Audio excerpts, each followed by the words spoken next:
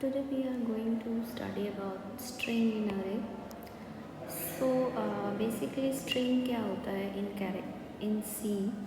String sequence of character है, but normal character अरे में जहाँ पर सिर्फ सीक्वेंस ऑफ कैरेक्टर होता है, सब कैरेक्टर हम वहाँ पे असाइन करते हैं. स्ट्रिंग में आपको लास्ट में एक नल कैरेक्टर और you can say forward slash with zero आपको अपेंड करना पड़ता है लास्ट में. फॉर एग्ज़ाम्पल हम एक एग्ज़ाम्पल यहाँ पे ले रहे हैं. एक अरे लिया है हमने, अरे आप जो भी नाम का लेना चाहते हो आप लोग, and then data type. Obviously हम स्ट्रिंग स्टोर करने वाले हैं, तो स्ट्रिंग क्या है, एक इस तरह से कैरेक्टर से मिलके बना हुआ है, तो डेटा टाइप हमारा क्या होगा, कैरेक्टर. एंड उसके बाद आप स्ट्रिंग को हमेशा डबल कोट में लिखते हो, तो डबल कोट में हम अपना स्ट्रिंग लिखेंगे. अब ये हमारे मेमोरी में स्टोर कैसे होगा, तो ये एक अरे बनाएगा जितने भी साइज़ का आपका स्ट्रिंग है +1. क्यों? क्योंकि हमें लास्ट में एक नल कैरेक्टर को अपेंड करना है, जो कि बाय डिफ़ॉल्ट अपेंड होगा जब आप ये दो डबल कोट दोगे तो. ठीक है, तो नाउ 0 1 2 3 4 5 इस 0 to 4 में आपका स्ट्रिंग स्टोर हो गया. एंड लास्टली क्या हो जाएगा, एक नल कैरेक्टर अपेंड होगा. ये आपको यहाँ पे लिखने की ज़रूरत नहीं है. जब आप डबल कोट में दोगे तो compiler will understand it like कि हाँ हमारे पास स्ट्रिंग आ रही है, एंड देन वो उसको स्टोर कर देगा. ये प्रोसेस आप इसके थ्रू भी कर सकते हो. लाइक कैरेक्टर लिया मैंने, आपका जो अरे है, एंड ये क्या है, इसमें ये एज ए कैरेक्टर अरे वर्क कर रहा है, स्ट्रिंग की तरह वर्क नहीं कर रहा है.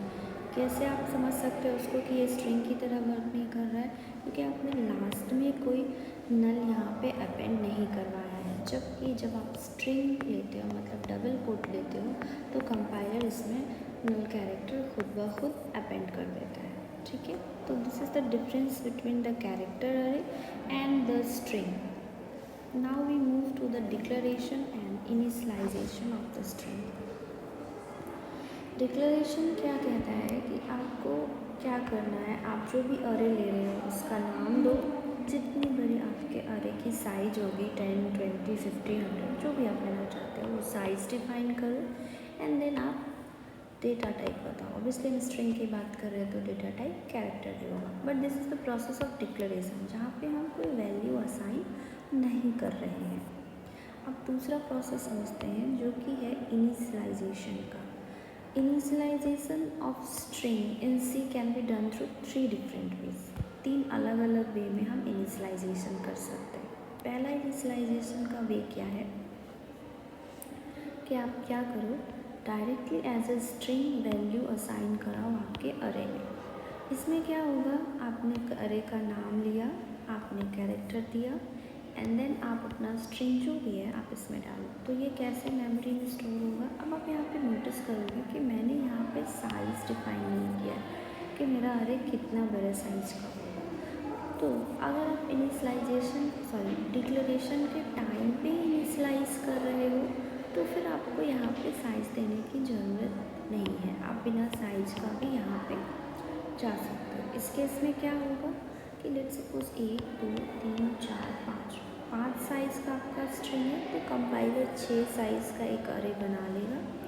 आपके स्ट्रिंग स्टोर करने के बाद लास्ट में एक नल कैरेक्टर देगा. अब आप चाहो तो साइज़ देकर भी आप इनिशियलाइजेशन कर सकते हो कि हाँ मुझे पता है कि मेरा जो स्ट्रिंग है वो 5 लेटर का होने वाला है, तो ऑब्वियसली आपको एक साइज़ बढ़ा के देना है ताकि आपका नल कैरेक्टर स्टोर हो जाए. तो ये हुआ कि आप इनिशियलाइजेशन विदाउट साइज़ भी कर सकते हो और विद साइज़ कर सकते हो. सिमिलरली जब आप एज ए कैरेक्टर अरे के रूप में दे रहे हो और आप उसको स्ट्रिंग बनाने जा रहे हो, उस केस में आपको क्या करना चाहिए, यहाँ पे भी विद और विदाउट साइज हो सकता है. आप चाहो तो यहाँ पे 6 दे सकते हो या 6 नहीं भी दे सकते हो. इस केस में क्या होगा, अगेन आपका जो कंपाइलर है वो 6 का स्पेस बनाएगा, 0 1 2 3 4 5, एंड देन जो वैल्यू है SUMAN. आप चाहते हो कि ये जो कैरेक्टर अरे है वो स्ट्रिंग की तरह यूज़ हो, देन आपको क्या करना पड़ेगा, एक्सप्लिसिटली मतलब खुद से मैनुअली आपको इसमें नल कैरेक्टर देना पड़ेगा। क्यों? क्योंकि आपने सब कुछ सिंगल कोट में लिखा है, तो कंपाइलर को नहीं पता है कि आप इसको एज अ स्ट्रिंग यूज़ करने वाले हो। देन आपको क्या करना पड़ेगा, ये नल कैरेक्टर खुद से अपेंड करना पड़ेगा। बट अगर जब आप इसको डबल कोट में लिखते हो, वो समझता है कि आपने स्ट्रिंग दिया है, इसलिए वो क्या करेगा, नल कैरेक्टर खुद ब खुद अपेंड करेगा। तो that is the difference between character अरे कैरेक्टर अरे एज अ स्ट्रिंग। बस एक नल कैरेक्टर जो है इसका डिफरेंस होता है। ठीक है, अब एक एग्जांपल देख लेते हैं फ्रॉम यूज़र से। आपको अगर वैल्यू लेनी होती है तब आप कैसे लेते हो? ओके, तो आप studio.h जो नॉर्मल हेडर लगा रहे हो, एंड देन आप स्ट्रिंग का हेडर फाइल है, हेडर फाइल के लिए आप क्या यूज़ करते हो, string.h। ठीक है, now we come to the main part में। यहाँ पे सिमिलरली मैंने बोला, आप यहाँ पे ध्यान दो, जब भी आप डिक्लेयर कर रहे हो मतलब वैल्यू नहीं दे रहे हो कंपाइल टाइम पे, तब आपको यहाँ पे साइज बतानी है कि मैं स्टूडेंट नाम अरे नाम का स्टूडेंट नेम नाम का अरे लेना जा रहा हूँ और उसमें कैरेक्टर स्टोर करूँगा एंड उसकी साइज़ कितनी होगी, 50। तो जब आपका ये प्रोग्राम एग्जीक्यूट होगा देन आपका जो अरे है वो 0 से 49 का बन जाएगा। ठीक है, नाउ आपके कंसोल पे प्रिंट होगा इंटर योर नेम। ओके, जब आप पूछोगे enter your name, then user क्या करेगा, अपना नाम देगा। लेट्स सपोज किसी ने अपना नाम दिया राम। ठीक है, अब क्या होगा, जो मैंने अरे का नाम लिया है उस नाम पे ये चीज़ स्टोर हो जाएगी, RAM। अब आप यहाँ पे दो चीज़ें ध्यान देना कि मैंने फॉर्मेट स्पेसिफायर जो यूज़ किया है यहाँ पे, फॉर्मेट स्पेसिफायर जो है %s है। एंड जनरली स्कैनफ में जब आप वेरिएबल लेते हो तो यहाँ पे %& लगाते हैं, बट हम ये पॉइंटर में सीखेंगे कि हमने यहाँ पे ये %& क्यों नहीं लगाया। फिलहाल के लिए आप याद रखना कि आप जब अरे ले रहे हो और स्कैनफ यूज़ कर रहे हो तो स्ट्रिंग के लिए पहले तो फॉर्मेट स्पेसिफायर आपको %s लेना है एंड देन आपका जो अरे का नाम है वो देना है। नाउ अब मुझे ये इसको प्रिंट कराना है, तो प्रिंट कराने के लिए सिंपली प्रिंट है % है एंड ये जो स्टूडेंट का नाम है वो आप देख, ये जो नाम है जो अरे का नेम है वो आप डालो। इससे क्या होगा कि आपका राम यहाँ पे ये प्रिंट हो जाएगा। तो ये एक वे है जब आप यूज़र से वैल्यू ले रहे हो स्ट्रिंग की। ठीक है, जब आप स्ट्रिंग को यूज़ करते हो तो आपको बहुत सारे इनबिल्ट फंक्शंस मिलते हैं। इनबिल्ट फंक्शंस कहने का मतलब वो फंक्शंस जो कि आपके स्ट्रिंग पे वर्क करेंगे। तो पहली चीज़ तो ये कि आप अगर स्ट्रिंग के फंक्शंस यूज़ करना चाहते हो तो आप string.h नाम के हेडर का यूज़ करो। तो देखते हैं इस हेडर में हमारे पास कौन कौन से फंक्शन हैं। तो फ़िलहाल के लिए मैं यहाँ पे 1 2 3 4 5 6 फंक्शंस को डिस्कस कर रही हूँ। पहला फंक्शन है आपका str.ln। इसका काम होता है return the length of string. Let's suppose आपने यहाँ पे 50 साइज़ दिया था अरे का, ठीक है, एंड यूज़र ने कुछ भी वैल्यू डाला, किसी ने राम डाला, किसी ने रोहित डाला, किसी ने लेट्स सपोज बहुत बड़ा नाम डाला। तो मुझे जानना है कि स्ट्रिंग का लेंथ क्या है। ओके, तो हम इसमें क्या यूज़ करते हैं कि यूज़र ने कितना लंबा स्ट्रिंग यूज़ किया है, तो हम इसमें यूज़ करते हैं strlen।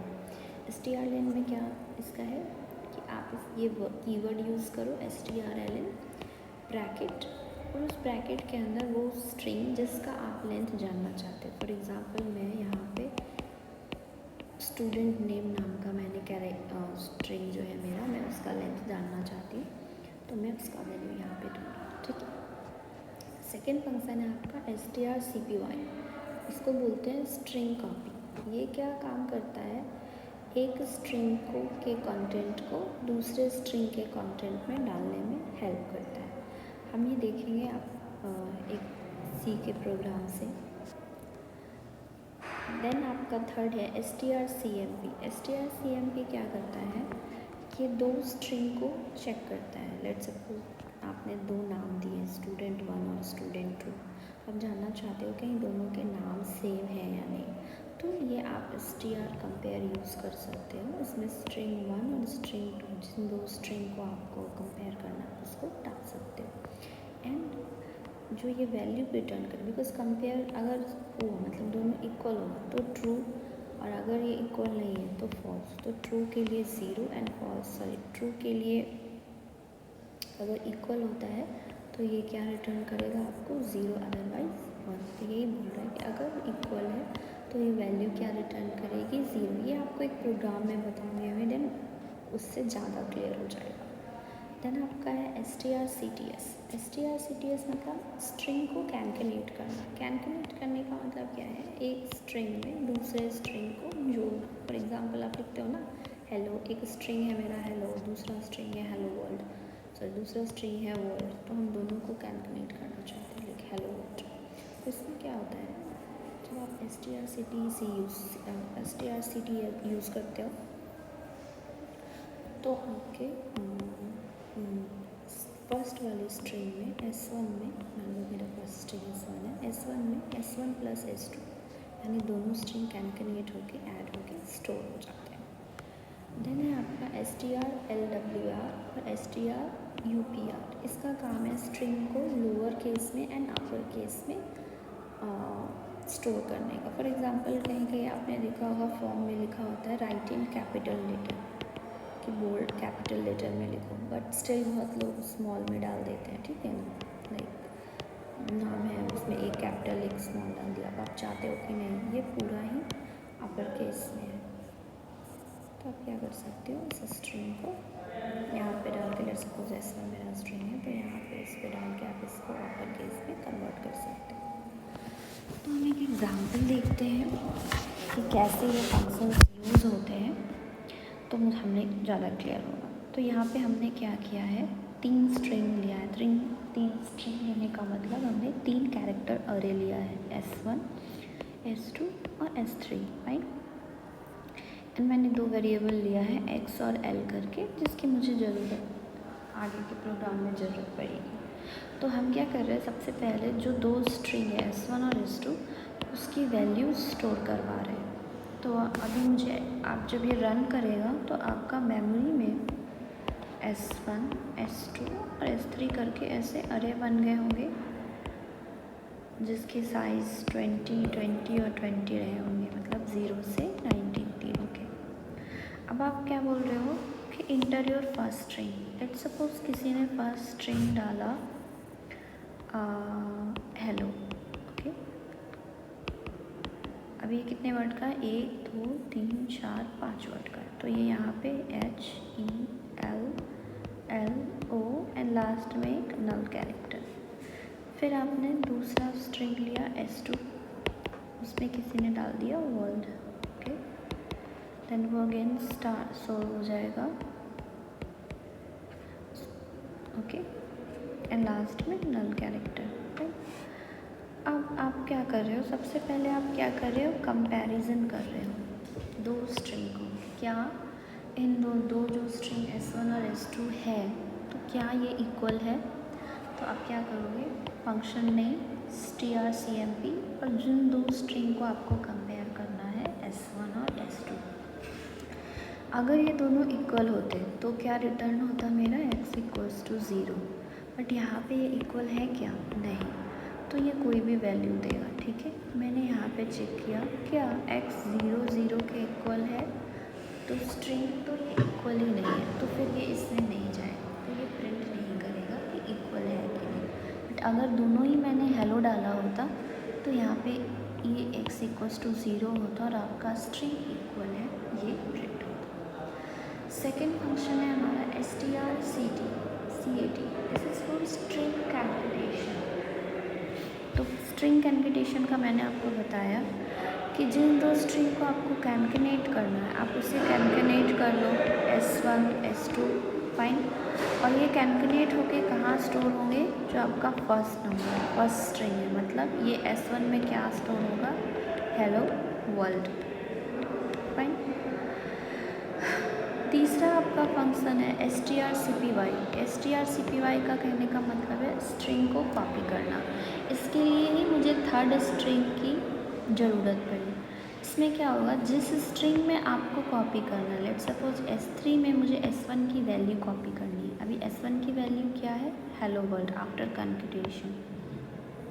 तो S3 में S1 की वैल्यू असाइन हो जाएगी और S3 की वैल्यू क्या हो जाएगी, हेलो वर्ल्ड। तो ये क्या हुआ, आपका स्ट्रिंग का कनकनेट होना, कॉपी होना, मतलब एक की वैल्यू दूसरे में कॉपी होगी।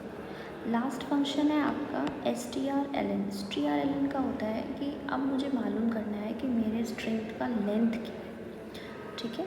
तो हम जिस स्ट्रिंग का आपको लेंथ चाहिए, आप उस स्ट्रिंग को यहाँ पे डालो and then the function strlen। और चूँकि ये रिटर्न करने वाला है एक इंटीजर वैल्यू, तो आप एक इंटीजर यहाँ पे ले लो, दैट इज़ l मैंने यहाँ पे लिया है एंड देन प्रिंट करा दो l की वैल्यू। तो यहाँ पे l की वैल्यू कितनी है, हेलो वर्ल्ड का लेंथ कितना है, 1 2 3 4 5 6 7 8 9 10। एंड मार्क माई वर्ड कि जब आप लेंथ प्रिंट करा रहे हो तो ये नल को काउंट नहीं करेगा, है ना, क्योंकि आप जब भी स्ट्रिंग को स्टोर करा रहे हो तो नल वहाँ स्टोर है ऑलरेडी बाई डिफ़ॉल्ट। बट जब आप लेंथ पूछ रहे हो ना कंपाइलर से, तो वो लेंथ जो आपका